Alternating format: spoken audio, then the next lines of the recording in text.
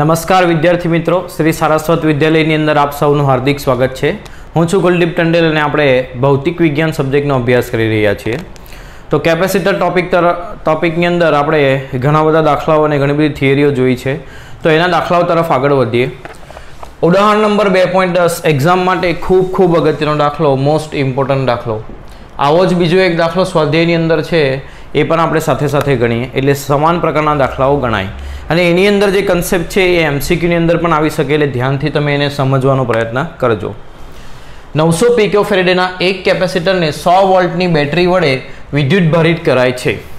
તો જો આવું કરીએ તો શું થાય તે પહેલાં તમારે નોંધવાનું રહેશે કે 900 પિકોફેરેડના એક કેપેસિટરનું મૂલ્ય છે 900 પિકોફેરેડે, તેને તમે 100 વોલ્ટની બેટરી વડે વિદ્યુત ભારિત કરશો એટલે એમાં કેટલા વિદ્યુત ભાર સંગ્રહ પામે એ તમારે પહેલા ગણવાના, બરાબર। સ્થિત વિદ્યુત ઉર્જા કેપેસિટર વડે કેટલી સંગ્રહ પામશે એ પૂછેલું છે, પણ આ વિદ્યુત ભારની પણ જરૂર પડશે એટલે આપણે પહેલા એની અંદર સંગ્રહ પામતા વિદ્યુત ભાર ગણીએ। તો Q સૂત્ર શું થાય? C × V। આની બે પ્લેટ ક્યાં જોડાયેલી છે? અહીંયા, એટલે આની બે પ્લેટ વચ્ચે વિદ્યુત સ્થિતિમાનનો તફાવત આના જેટલો હશે, એટલે કેટલો હશે? 100 વોલ્ટ। કેપેસિટન્સ કેટલું છે? 900 પીકો, એટલે 900 × 10⁻12, બરાબર। પીકો એટલે 10⁻12 થશે, અને આ 100 એટલે 10⁻2। 9 × 10⁻2 લખી શકું, 2 ને 2 4, 4 - 12, બરાબર, એટલે કેટલી થશે?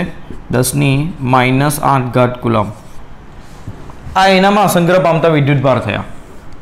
હવે એમાં સંગ્રહ પામતી ઉર્જા ગણીએ તો ½ CV² પરથી ગણી શકીએ। કેપેસિટન્સનું મૂલ્ય 900 પીકો એટલે 9 × 10⁻10 લખી શકાય। 900 × 10⁻12 એટલે 9 × 10⁻10। V² એટલે 10⁻2 નો વર્ગ એટલે 10 ની કેટલી ઘાત થશે? 4। 9/2 એટલે 4.5, 10⁻10 + 4 એટલે -6 જૂલ। આટલી ઉર્જા એની અંદર સંગ્રહ પામશે।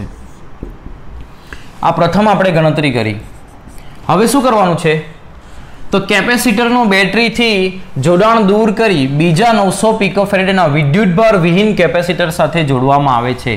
હવે આ તંત્ર વડે કેટલી વિદ્યુત ઉર્જા સંગ્રહ પામશે? એટલે આ એક કેપેસિટર આપણો હતો 900 પિકોફેરેડનો, જેના પર Q જેટલા વિદ્યુત ભાર સંગ્રહ પામ્યા હતા,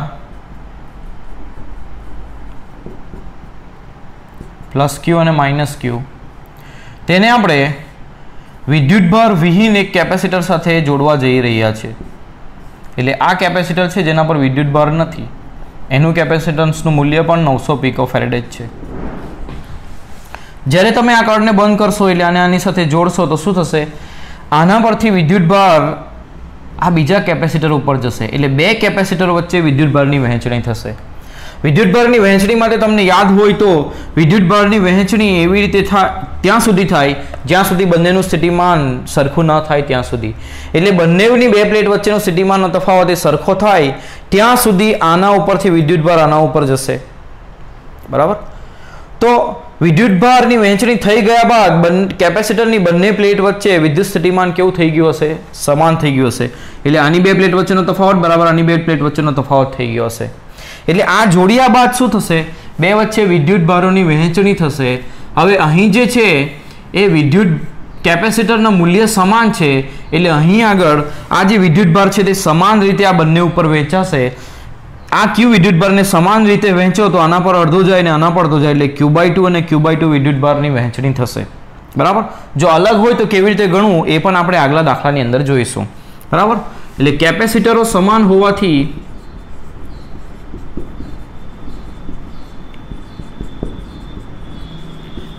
સમાન રીતે વિદ્યુત ભાર વહેંચાશે।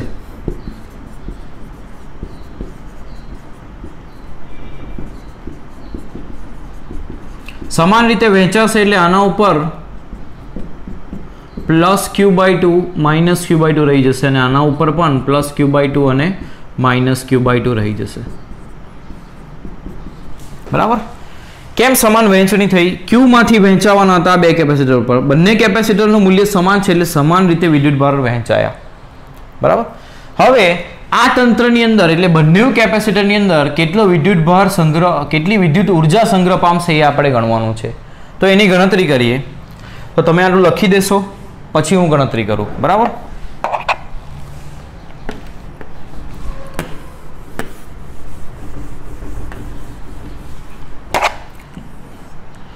તો વિદ્યુતભારની વહેંચણી બાદ કુલ ઉર્જા ગણીએ બંનેની, તો બંનેની ઉર્જાનો સરવાળો કરવાનો થશે. બંને પરના વિદ્યુતભાર અને કેપેસિટન્સ ખબર છે એટલે Q2/2C સૂત્ર વાપરી શકાય. તો પહેલાની ઉર્જા Q2/2C1 આ રીતે કરી શકાય અને બીજાની ઉર્જા Q/2² C1 C2 નું મૂલ્ય સમાન છે એટલે C કરી દઈએ તો લસા થઈ જશે 2C, બરાબર. અને Q2/4 પ્લસ Q2/4 થશે. આ Q2/4 પ્લસ Q2/4 બરાબર છે. તો કેટલું થશે? આ 2 વખત Q2/4 આવું થશે 2C. તો આ કેટલું થશે? 2 × 2 = 4. Q2/2 2 ને નીચે લઈ જાઓ તો 2 × 2 શું થશે? 4 થશે, બરાબર. અથવા તો 4 × 2 = 8, 8/2 એટલે કેટલું થશે? 4 એટલે Q2/4C આ આવ્યો. ક્યુની કિંમત મૂકીએ. ક્યુની કિંમત આપણે શરૂઆતમાં શોધી હતી જે આના ઉપર સંગ્રહ પામ્યા હતા વિદ્યુતભાર, તે કેટલા? 9 × 10⁻⁸. તો એની કિંમત મૂકીએ તો શું થશે? 9 × 10⁻⁸ એનો વર્ગ ભાગ્યા 4C 900 પીકોફેરેડ એટલે 9 × 10⁻10. 9ના વર્ગમાંથી એક 9 કેન્સલ થઈ જશે એટલે ઉપર 9, 10 × 8 = 16 -16 ઘાત ને 4 10 - 10 ઘાત. -10 ઘાત ઉપર જશે એટલે +10 ઘાત એટલે 10 - 6 ઘાત રહી જશે. 9/4 એટલે કેટલા થશે? 9/4 કરીએ તો થશે 2.25 × 10⁻⁻6 જૂલ. આટલી ઉર્જા આ બેના તંત્રની અંદર સંગ્રહ પામશે. આના ઉપરથી તમને કંઈક શીખવા મળે છે. આપણે જે જવાબો ગણ્યા એ ધ્યાનથી જુઓ તમે. શરૂઆતમાં એક કેપેસિટરને આપણે વિદ્યુતભારિત કર્યું એટલે એનામાં ઉર્જા સંગ્રહ પામી. કેટલી સંગ્રહ પામી? 4.5 × 10⁻⁻6 જૂલ. પછી એ જ કેપેસિટરને વિદ્યુતભાર વિહીન એટલે ઉર્જા વગરના કેપેસિટર સાથે જોડ્યું તો બંને વચ્ચે વિદ્યુતભારની વહેંચણી થઈ એટલે ઉર્જાની વહેંચણી થઈ. ઉર્જાની વહેંચણી થયા બાદ બંનેની ઉર્જાનો સરવાળો કરીએ. વહેંચણી શેમાંથી થઈ હતી? આ ઉર્જામાંથી. તો બંનેનો કુલ ઉર્જા એ એટલી જ રહેવી જોઈએ. મારી પાસે 10 રૂપિયા હોય, તમારી પાસે 5 રૂપિયા હોય. ધારો કે હું તમને 7 રૂપિયા આપી દઉં, બરાબર, તો તમારા પાસે રૂપિયા થશે 12 અને મારી પાસે રહી જશે 3. પરંતુ શરૂઆતમાં 10 ને 5 15 અને પછી પણ 12 ને 3 15 એટલે શરૂઆતમાં ને અંતિમ રૂપિયા તો એટલા જ રહેશે. એટલે ઉર્જા આ એક કેપેસિટર બીજાને આપે છે એટલે એકબીજા વચ્ચે આપલે થાય છે, પણ બંનેની ટોટલ કરીએ તો જેટલી શરૂઆતમાં હતી એટલી જ મળવી જોઈએ, પણ એવું થતું નથી. તો શું થતું હશે? તો આ જે ઉર્જાની વહેંચણી જ્યારે એક કેપેસિટરની અંદરથી બીજા કેપેસિટરની અંદર થાય છે ત્યારે ઉષ્માના રૂપે અથવા વિકિરણના રૂપે, ઉષ્મા અને વિકિરણના રૂપે ઉર્જા એ વ્યય પામતી હોય છે. એટલે બેમાંથી વ્યય પામતી આ પ્રક્રિયામાં વ્યય પામતી ઉર્જા જો પૂછી હોય તો કેટલી આવશે? આ અને આ ઉર્જાનો તફાવત. શરૂઆતમાં આટલી ઉર્જા હતી, એક પાસે હતી જ નહીં, બીજા કેપેસિટર પાસે આટલી ઉર્જા હતી. ઉર્જાની વહેંચણી થયા બાદ બંનેની કુલ ઉર્જા આટલી છે એટલે 4.5 - 2.25 જેટલી ઉર્જા એ વિકિરણ અને ઉષ્માના રૂપે વ્યય પામી હશે. એટલે આ પ્રક્રિયામાં અહીંથી વિદ્યુત ભાર વહેવાના કારણે ઉષ્મા અને વિકિરણના રૂપમાં એ ઉર્જા વ્યય પામે છે. એ ખાસ ધ્યાન રાખવું. એટલે આવો સવાલ પણ ઘણી વખત આવે છે, બરાબર. તો આની અંદર ઇઝી ગણતરી થઈ ગઈ. કેમ? બંને કેપેસિટર સમાન હતા એટલે બંનેમાં વિદ્યુતભાર સરખી રીતે વહેંચાઈ ગયા એટલે ગણતરી જલ્દી થઈ. પણ એવું બની શકે કે કેપેસિટર અલગ હોય તો કેવી રીતે ગણવું એ હવે આપણે આગળ જોઈએ. આગળના દાખલાથી શરૂઆત કરીએ. સ્વાધ્યાયનો 2.27મો દાખલો પરીક્ષા માટે ખૂબ ઇમ્પોર્ટન્ટ, મોસ્ટ ઇમ્પોર્ટન્ટ દાખલો. 4 માઇક્રોફેરેડના એક કેપેસિટરને 200 વોલ્ટ સપ્લાય વડે વિદ્યુતભારિત કરવામાં આવે છે. આટલું આપ્યું હોય એટલે તમારે પ્રથમ શું ગણી દેવાનું? તમને અત્યારે જ મેં શીખવ્યું. એક કેપેસિટર છે જેનું મૂલ્ય છે 4 માઇક્રોફેરેડે. જો તમે એને આ બેટરી વડે આટલા સપ્લાય વડે જોડશો 200 વોલ્ટના સપ્લાય વડે તો શું થશે? એમાં કેટલા વિદ્યુતભાર સંગ્રહ પામશે એ તમારે ગણવાનું. Q = CV ઉપરથી કેટલું થશે? 4 માઇક્રો એટલે 4 × 10⁻⁻6. 200 એટલે 2 × 10⁻2 ઘાત એટલે 4 × 8 × 10⁻4 ઘાત કુલમ વિદ્યુતભાર એનામાં સંગ્રહ પામશે, બરાબર છે. હવે એમાં કેટલી ઉર્જા સંગ્રહ પામે એ પ્રથમ ગણી દેવાનું. એમાં સંગ્રહ પામતી ઉર્જા ગણીએ તો શું થશે? ½ CV². તો હાફ કેપેસિટન્સ 4 માઇક્રો એટલે 4 ગુણ્યા 10 ની -6 ઘાત, v સ્ક્વેર એટલે 2 નો વર્ગ 4 અને 10 ની 2 ઘાતનો વર્ગ 10 ની 4 ઘાત. તો આગળ થશે 4 દુ 8 અથવા તો 2 દુ 4 અને 4 દુ 8, 8 ગુણ્યા 10 ની -4 ઘાત જૂલ આટલી ઉર્જા સંગ્રહ પામશે. 4 દુ 8 ગુણ્યા 10 ની -6 + 4 એટલે -2 ઘાત જૂલ આટલી ઉર્જા સંગ્રહ પામશે. આ એની અંદર સંગ્રહ પામતી ઉર્જા. હવે શું કરવાનું છે? પછી તેને સપ્લાયથી જુદું પાડીને, એટલે સપ્લાયથી જુદું પાડી દો. બીજા વિદ્યુત ભારિત ન હોય તેવા વિદ્યુતભાર વિહીન 2 માઇક્રોફેરેડેના કેપેસિટર સાથે, એટલે આ કેપેસિટરનું મૂલ્ય કેટલું છે? 2 માઇક્રોફેરેડે સાથે જોડવામાં આવે છે. એટલે આની સાથે જોડવાનું છે. અત્યારે જોડ્યું નથી, સમજો. જોડ્યું નથી તો શું હશે? આના પર +q વિદ્યુતભાર અને આના પર -q અને આના પર વિદ્યુતભાર હશે જ નહીં. કેટલા વિદ્યુતભાર? 0 0 આવું હશે. વિદ્યુતભાર વિહીન કેપેસિટર સાથે જોડવામાં આવે છે. પ્રથમ કેપેસિટરની કેટલી ઉર્જા ઉષ્મા અને વિદ્યુત ચુંબકીય વિકિરણના રૂપમાં ગુમાવાય છે?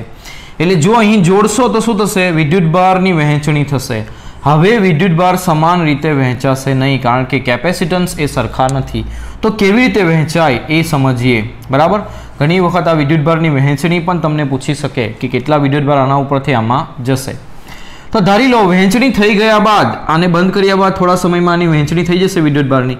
વહેંચણી થઈ ગયા બાદ સમજો કે આના ઉપર Q1 જેટલા વિદ્યુતભાર છે અને આના ઉપર Q2 જેટલા વિદ્યુતભાર છે. બીજા કેપેસિટર ઉપર Q2 જેટલા વિદ્યુતભાર આવ્યા અને પ્રથમ ઉપર Q1 જેટલા વિદ્યુતભાર ત્યાં સુધી વહેંચાશે જ્યાં સુધી બંનેની પ્લેટ વચ્ચેનો વિદ્યુત સ્થિતિમાનનો તફાવત કેવો ન થશે? સરખો ન થશે. એટલે સરખો થઈ જાય ત્યાં સુધી વહેંચણી થશે. આ વહેંચણી થઈ ગયા બાદની આકૃતિ છે. એટલે સમજો કે અહીં વિદ્યુતભાર વહેંચાઈ ગયા છે, એટલે કે બંનેની પ્લેટ વચ્ચેનું જે સ્થિતિમાનનો તફાવત છે સરખો થઈ ગયો છે. એટલે પ્રથમ કેપેસિટર માટે 2 પ્લેટ વચ્ચેનો વિદ્યુત સ્થિતિમાનનો તફાવત બરાબર બીજી 2 પ્લેટ વચ્ચેનો વિદ્યુત સ્થિતિમાનનો તફાવત થશે. V = શું થાય? Q/C. C = Q/V ઉપરથી V = શું થાય? Q/C. તો આના પરનો વિદ્યુતભાર Q1 અને એનું કેપેસિટન્સ C1, આના પરનો વિદ્યુતભાર Q2 અને એનું કેપેસિટન્સ C2. તો Q1 = C1 / C2 × Q2 થશે. C1 કેટલા છે? તો કેટલા ફેરેડે? C1 4 માઇક્રોફેરેડે અને C2 કેટલા? તો 2 માઇક્રોફેરેડે. અને Q2 એ Q2 જ રાખીએ. માઇક્રોફેરેડે કેન્સલ, 2 દુ 4, 2 Q2 આવ્યું Q1 બરાબર. હવે આ જે Q1 Q2 વિદ્યુતભાર વહેંચાયા એ બેનો સરવાળો કેટલો થશે? તો એ કોનામાંથી વહેંચાયા? Q માંથી. એટલે Q1 + Q2 કરીએ તો એનો જવાબ Q જ આવશે. બરાબર. તો Q1 ની જગ્યા પર 2 Q2 મૂકી દઉં તો 2 Q2 + Q2 એટલે કેટલું થશે? 3 Q2 = Q. એટલે Q2 બરાબર આવશે Q/3. આ બીજા કેપેસિટર પર કેટલા વિદ્યુતભાર ગયા એ મળી ગયું. બરાબર. એ જ રીતે પ્રથમ કેપેસિટર પરના વિદ્યુતભાર ગણીએ. બરાબર. જે વસ્તુ તમારે મારું બોર્ડ ભરાઈ જાય એટલે તમારે લખી દેવાનું, આનું ખાસ ધ્યાન રાખવાનું તમારે. બરાબર. તો બીજા પરના વિદ્યુતભાર ગણીએ Q1. તો Q1 બરાબર કેટલું છે? 2 Q2. Q2 બરાબર કેટલા છે? Q/3. તો 2 Q/3 થશે આ Q1.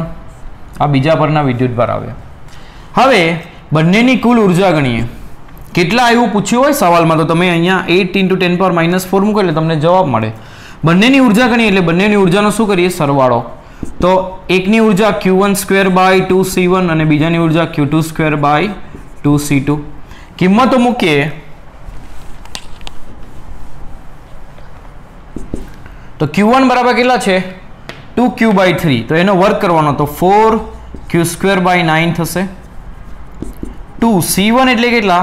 4 માઇક્રોફેરેડ એટલે 4 × 10⁻⁶ પ્લસ Q2 Q/3 એટલે Q² Q2 નો સ્ક્વેર કરવાનો છે એટલે Q² / 9 ડિવાઇડ બાય 2 C2 નું મૂલ્ય કેટલું? 2 માઇક્રોફેરેડ એટલે 2 × 10⁻⁶.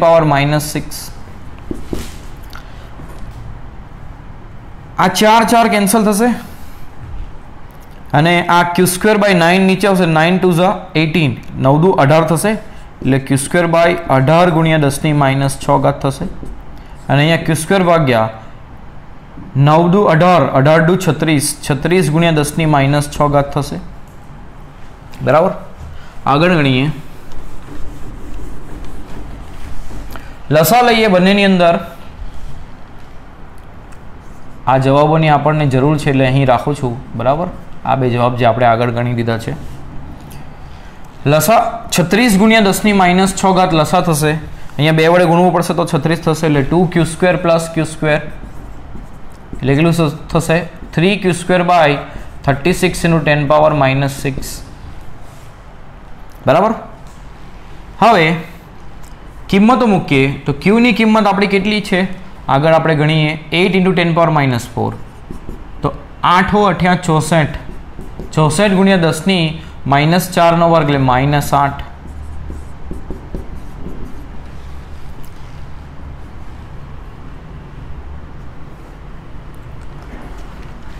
બાર તરી 36,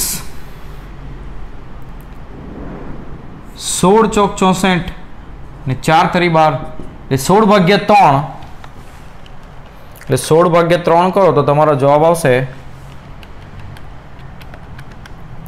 5.33 ગુણ્યા 10 ની ઘાત -6 પર એટલે +6 એટલે -2 ઘાત જૂલ. એટલે બંનેની ઉર્જાનો કુલ સરવાળો આટલો આવે છે.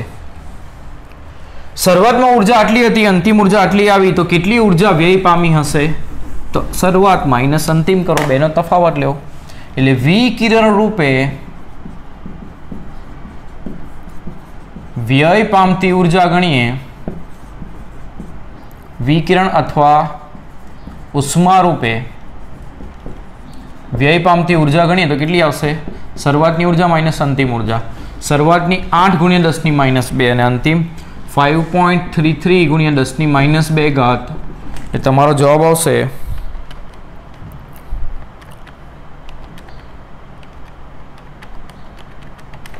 2.67 ગુણ્યા 10 ની -2 ઘાત જૂલ. આટલી ઉર્જા વ્યય પામશે. તો આ રીતે તમે સરળતાથી આ વસ્તુ ગણી શકો. બરાબર છે. તો આ મેથડ તમારે યાદ રાખવાની, પરીક્ષામાં આ રીતે ગણવાનું. બે કેપેસિટર, એક વિદ્યુતભાર હોય, બીજો વિદ્યુતભાર વિહીન હોય, તો કેવી રીતે વિદ્યુતભાર વહેંચાય એ પણ તમને આની અંદર સમજાયું હશે. એટલે એ પણ પૂછ્યું હોય તો તમે ગણી શકો. બરાબર. MCQ ની અંદર એ વસ્તુ આવી શકે. અને વહેંચણી બાદ બંનેનું સ્થિતિમાન સરખું થાય તો સ્થિતિમાન કેટલું થાય એ પણ તમે ગણી શકો. V કરશું તો શું લખાશે? Q1/C1. Q1 ની કિંમત 2Q/3 છે અને C1 પણ છે, તો તમે એના પરથી શોધી શકો સ્થિતિમાન કેટલું થયું બંનેનું સરખું એ પણ. બરાબર. જેટલું V1 હશે એટલું જ V2 હશે, કારણ કે વહેંચણી બાદ બંનેના સ્થિતિમાન કેવા થઈ જાય? સરખા. તો આ એક રીતે તમે આને ગણી શકો. બરાબર છે.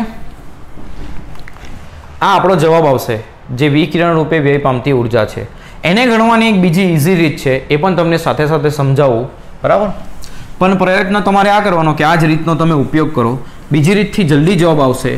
બરાબર. ઘણી વખત MCQ ની અંદર એવા સવાલો આવે છે તો તેને ઝડપથી કેવી રીતે સોલ્વ કરવા એના માટે આ રીત તમને શીખવું છું. તો અહીં પહેલું કેપેસિટર હતું 4 માઇક્રોફેરેડે. એને બેટરી વડે જોડ્યું કેટલા વોલ્ટની? 200 વોલ્ટની સપ્લાય સાથે. તો એમાં વિદ્યુતભાર કેટલા સંગ્રહ પામ્યા? 8 × 10⁻⁴ કુલમ. અને એમાં ઉર્જા કેટલી સંગ્રહ પામી એ આપણે ગણ્યું. બરાબર. ઉર્જા કેટલી સંગ્રહ પામી? ½ CV². તો C એટલે હાફ, C 4 × 10⁻⁶, V² એટલે 2 નો વર્ગ 4 અને 10 ની 2 ઘાતનો વર્ગ 10 ની 4 ઘાત.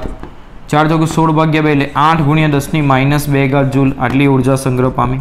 આ કેવી રીતે ગણ્યું? Q CV ઉપરથી. અત્યારે આપણે ગણી લીધું છે એટલે ફરી પાછો નથી ગણતો. બરાબર. એટલે તમારે આ રીતે ગણવાનું. પછી શું થશે? તમે આ કેપેસિટરને બીજા કેપેસિટર સાથે જોડશો એટલે બંને ઉપર વિદ્યુતભાર સંગ્રહ પામશે. બરાબર. તો એ બંને પરના કુલ વિદ્યુતભાર ગણવાના. આ બે કેપેસિટરને એના સમતુલ્ય વડે બદલવાનું. આ બે કેપેસિટરને શું કરવાનું? એના સમતુલ્ય વડે. આના પર જે સ્થિતિમાન હશે એ જ આના પર હશે અને તે જ એના સમતુલ્ય પર હશે. એના બે પ્લેટ વચ્ચેનું સ્થિતિમાન બંનેનું સરખું હશે, કારણ કે બંને શેમાં છે? સમાંતરમાં. સમાંતરમાં સ્થિતિમાન શું હોય? સરખા હોય. બંને ઉપરના સ્થિતિમાન કેવા હોય? સરખા. બરાબર. એટલે આ બંનેની બે પ્લેટ વચ્ચે જે સ્થિતિમાન હશે એ જ સ્થિતિમાન એ સમતુલ્યની બે પ્લેટ વચ્ચે હશે. તો એનું સમતુલ્ય કેપેસિટન્સ શોધવાનું. એકનું મૂલ્ય C1 નું મૂલ્ય આપણને આપ્યું છે 4 માઇક્રોફેરેડે અને C2 નું મૂલ્ય આપ્યું છે 2 માઇક્રોફેરેડે.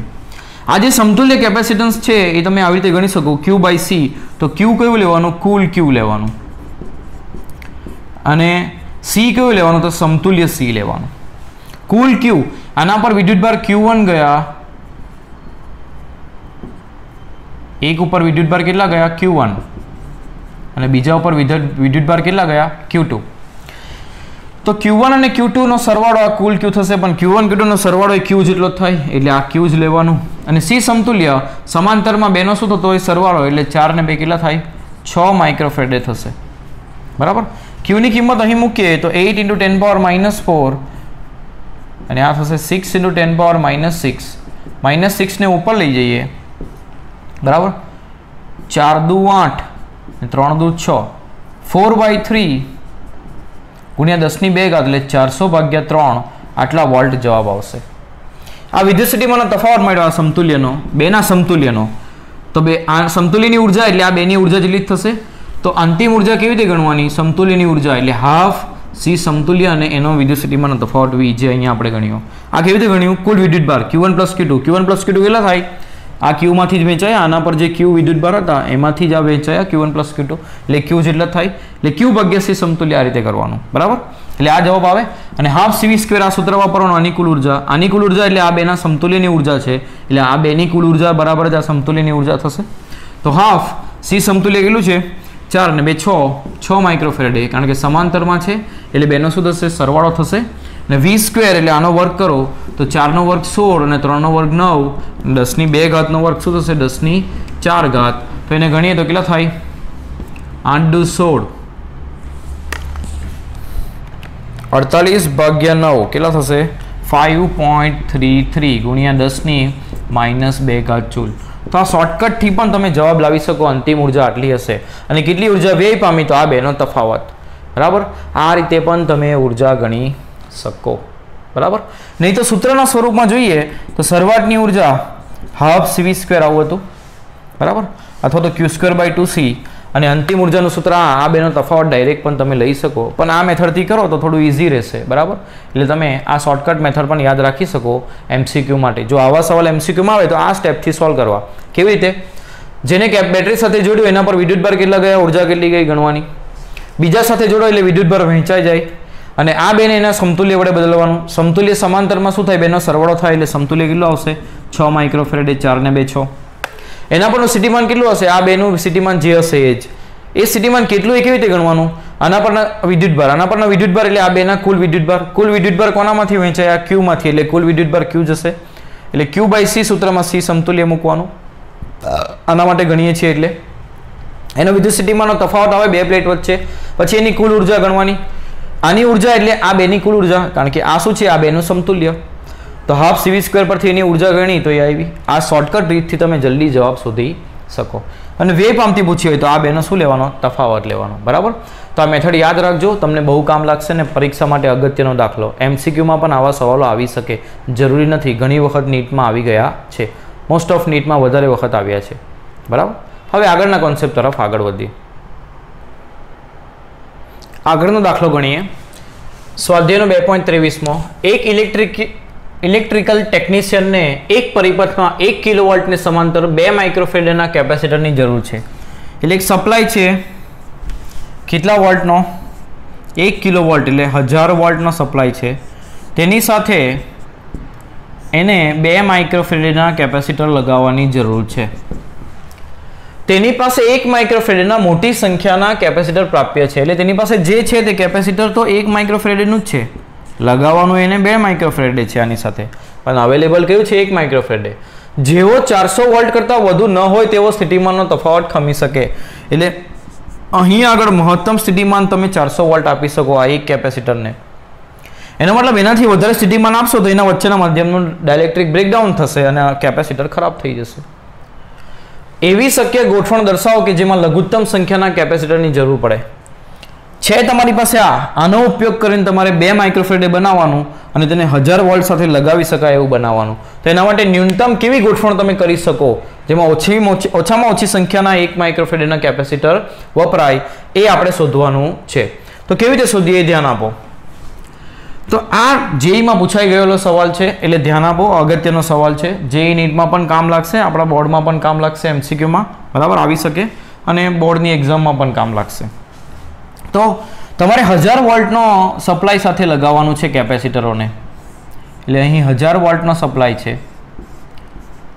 તેની સાથે તમે કેપેસિટરો લગાવશો. જો એક કેપેસિટર લગાવું તો તે વધારેમાં વધારે કેટલા વોલ્ટ ખમી શકે? 400, એટલે ન લગાવી શકું.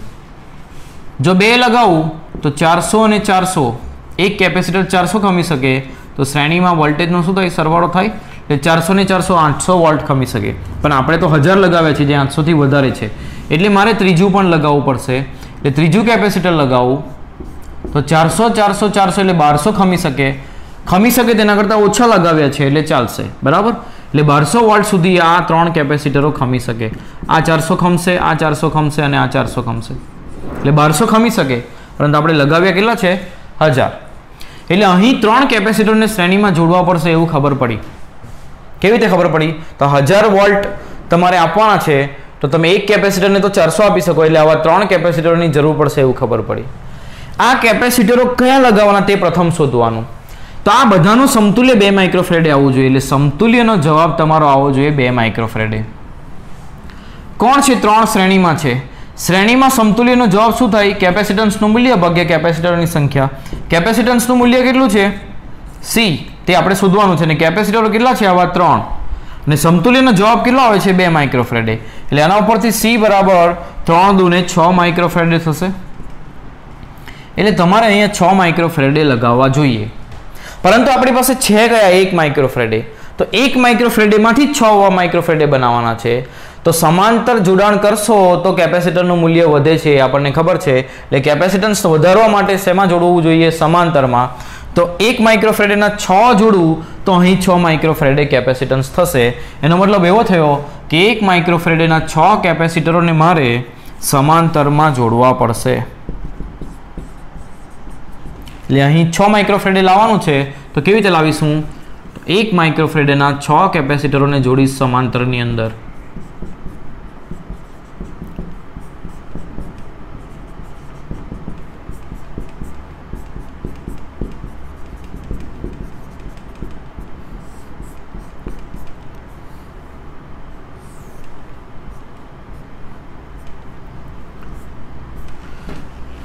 આ 6 કેપેસિટરો જોડ્યા 1 માઇક્રોફેરેડના, તો કેટલું થાય? બધાનો સરવાળો, સમાંતરમાં સરવાળો થાય કેપેસિટન્સનો, એ 6 માઇક્રોફેરેડે થયું. એટલે અહીં 6 ગોઠવાયું, અહીં પણ 6 અને અહીં પણ 6. એટલે આવા બીજા 3 ગોઠવવા પડશે તમારે, બીજા 2 ગોઠવવા પડશે. આવી રીતે 2 કોલમ બીજી તમારે ગોઠવવાની.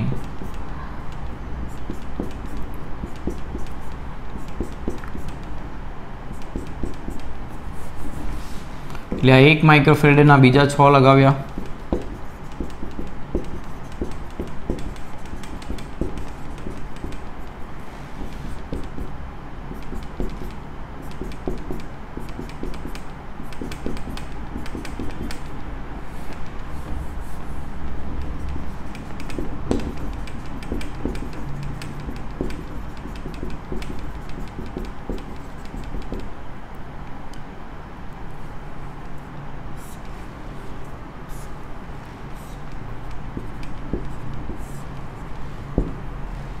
અને તેને લગાવશું આપણે 1000 વોલ્ટ સાથે.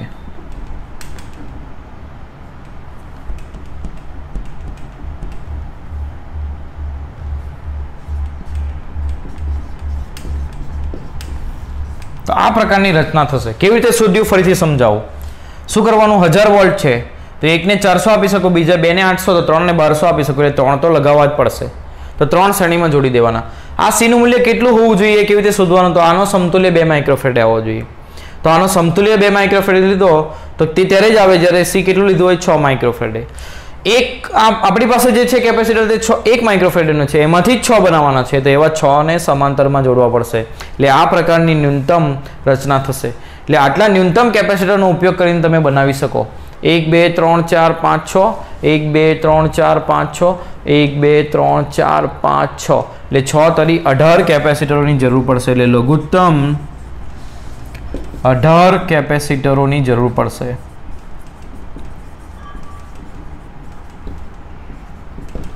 તમે અહીં જુઓ 1 માઇક્રોફેરેડના 6 એટલે 6 માઇક્રોફેરેડ 6 માઇક્રોફેરેડ 6 માઇક્રોફેરેડ સમાંતર શ્રેણીમાં 6 6 6 એટલે 6/3 એટલે કેટલા થશે 2 માઇક્રોફેરેડ એટલે સમતુલ્ય સેટ થઈ ગયું.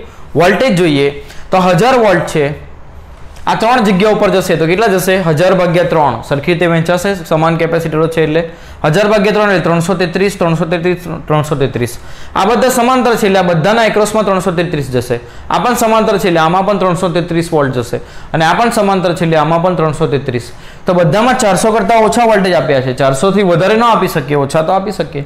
એ 333 ગયા એટલે આપણી રચના જે આપણે કરી છે એ બરાબર છે. તો આ રીતનો જવાબ આવશે. એના સ્ટેપ યાદ રાખવા તો ઇઝીલી તમે આને સોલ્વ કરી શકશો જેઈ નીટની અંદર પણ, બરાબર છે. તો આને ખાસ ધ્યાનમાં રાખો, ઇમ્પોર્ટન્ટ દાખલો. આગળ દાખલો ગણીએ 2.24. 2 ફેરેડેના એક સમાંતર પ્લેટ કેપેસિટરની બે પ્લેટો વચ્ચેનું અંતર 0.5 સેન્ટીમીટર આપેલ હોય તો દરેક પ્લેટનું ક્ષેત્રફળ કેટલું હશે? એટલે કેપેસિટન્સનું મૂલ્ય 2 ફેરેડે, પ્લેટો વચ્ચેનું અંતર 0.5 સેન્ટીમીટર, તો એની પ્લેટનું ક્ષેત્રફળ કેટલું હશે? તો કેપેસિટન્સનું સૂત્ર સમાંતર પ્લેટ કેપેસિટર માટે A epsilon naught by D. તો આના પરથી A બરાબર શું થશે? CD by epsilon naught. ચલો C નું 2 ફેરેડે કિંમત મૂકીએ, D 0.5 સેન્ટીમીટર એટલે 10⁻² ઘાત અને એપ્સિલન નોટ 8.854 × 10⁻12 કેટલા થશે? 2 × 0.5 ડિવાઇડ બાય 8.854 એ થશે 0.11 ગુણ્યા 10⁻12 ઉપર જશે તો +12 થશે, 12 - 2 એટલે 10 થશે એટલે 1.12 × 10⁻9 મીટર સ્ક્વેર આટલું ક્ષેત્રફળ આવશે.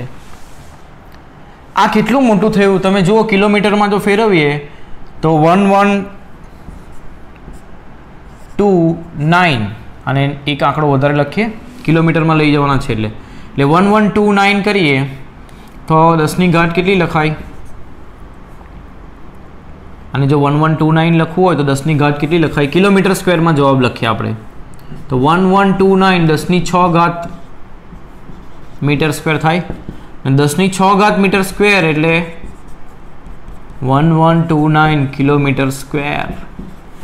કિલો એટલે 10⁻³ ઘાત અને કિલોનો વર્ગ એટલે 10⁶ ઘાત. તો તમે જુઓ કેટલો મોટો જવાબ આવ્યો. એટલે 2 ફેરેડેનું જો કેપેસિટન્સ બનાવવું હોય તો મારે આટલી મોટી ક્ષેત્રફળવાળી પ્લેટ લેવી પડે, જે ખરેખરમાં શક્ય નથી. આટલી મોટી ક્ષેત્રફળવાળી પ્લેટ ક્યાં રાખીશું, કેવી રીતે મૂકીશું? આટલા કિલોમીટર સ્ક્વેર જેટલું ક્ષેત્રફળ ધરાવતી, એટલે જે બનાવવી શક્ય નથી. એટલા માટે તમે જોયું હશે હંમેશા આખા ચેપ્ટરની અંદર કેપેસિટન્સનું મૂલ્ય માઇક્રોફેરેડે, પિકોફેરેડે એવું હોય, જેનાથી બનાવટ શક્ય બને એવું ક્ષેત્રફળનો જવાબ તમારો આવે. જો આ માઇક્રોફેરેડેમાં હોય, પિકોફેરેડેમાં હોય તો 10⁻12 ઘાત આવે એટલે અહીં 10⁻12 ઘાત મૂકો તો આ 10⁻² ઘાત થાય એટલે સેન્ટીમીટરમાં જવાબ આવે એટલે બહુ નાનો જવાબ આવે, જે પ્રેક્ટિકલી શક્ય છે આવું કેપેસિટર બનાવવું. આટલા મોટા ક્ષેત્રફળની પ્લેટો ધરાવતું કેપેસિટર બનાવવું શક્ય નથી. એટલા માટે કેપેસિટન્સનું મૂલ્ય હંમેશા પિકો અને માઇક્રોમાં જ હોય છે, નાનું હોય છે, ફેરાડેમાં મૂલ્ય હોતું નથી. આગળનો દાખલો જોઈએ. એક સમાંતર પ્લેટ કેપેસિટરની દરેક પ્લેટનું ક્ષેત્રફળ 90 સેન્ટીમીટર સ્ક્વેર છે. એટલે ક્ષેત્રફળ પ્લેટનું કેટલું છે? 90 સેન્ટીમીટર સ્ક્વેર. મીટર સ્ક્વેરમાં ફેરવીએ તો 90 × 10⁻⁴ ઘાત મીટર સ્ક્વેર થશે એટલે 9 × 10⁻³ ઘાત મીટર સ્ક્વેર આ પ્લેટનું ક્ષેત્રફળ. બે પ્લેટ વચ્ચેનું અંતર 2.5 મિલીમીટર છે એટલે બે પ્લેટ વચ્ચેનું અંતર D બરાબર કેટલું છે? 2.5 મિલીમીટર એટલે 10⁻³ ઘાત મીટર. કેપેસિટરને 400 વોલ્ટના સપ્લાય સાથે જોડીને વિદ્યુત ભારિત કરવામાં આવે છે એટલે તેની બે પ્લેટ વચ્ચે વિદ્યુત સ્થિતિમાનનો તફાવત કેટલો આવશે? 400 વોલ્ટ. એ કેપેસિટર વડે કેટલી વિદ્યુત સ્થિતિ ઉર્જા સંગ્રહ થયેલ છે? તો પહેલું ગણીએ, કેટલી વિદ્યુત સ્થિતિ ઉર્જા સંગ્રહ થયેલ છે? સ્થિતિ ઉર્જાનું સૂત્ર ½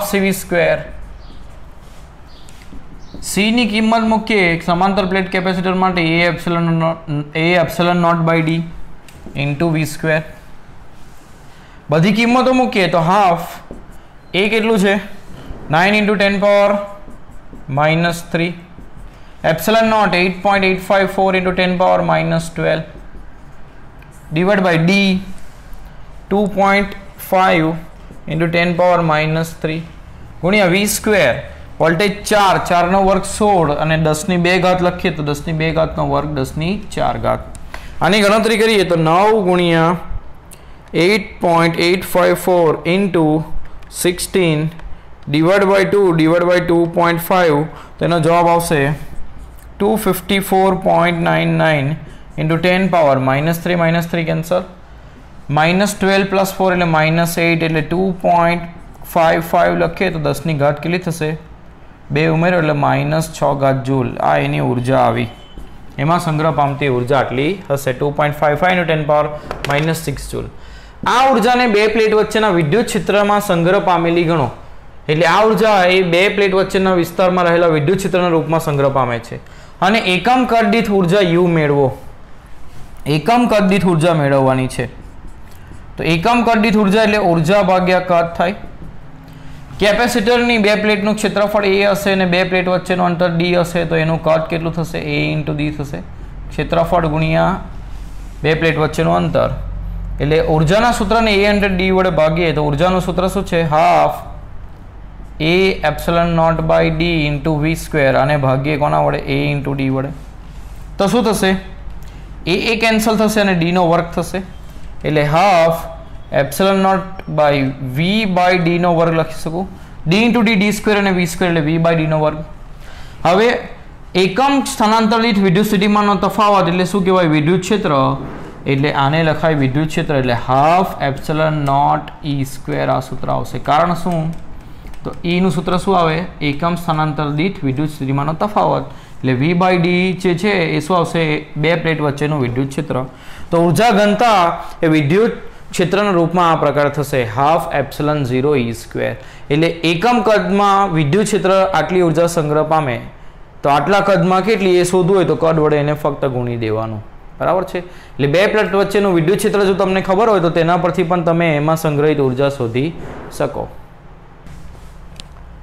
હવે આ જે ઉર્જા ઘનતા છે એનું મૂલ્ય શોધવું હોય તો ઉર્જા ભાગ્યા કદ એટલે ઉર્જાનું મૂલ્ય 2.55 × 10 પાવર -6 અને કદ ક્ષેત્રફળ ગુણ્યા બે પ્લેટ વચ્ચેનું અંતર. એટલે આને ભાગી દઈએ તો કેટલું થશે? બે પ્લેટનું ક્ષેત્રફળ કેટલું થશે? 9 × 10 પાવર -3 અને બે પ્લેટો વચ્ચેનું અંતર 2.5 મિલીમીટર એટલે 10 પાવર -3. તો કેટલા થશે? 9 2.55 ડિવાઈડ બાય 9 ડિવાઈડ બાય 2.5 તો થશે 0.113 ગુણ્યા 10 ની ઘાત -3 -6 એટલે આટલા જૂલ પ્રતિ મીટર ક્યુબ. બરાબર? આ ઉર્જા ઘનતાનું મૂલ્ય થશે. 1 મીટર ક્યુબ જેટલા કદમાં આટલી ઉર્જા રહેલી હોય.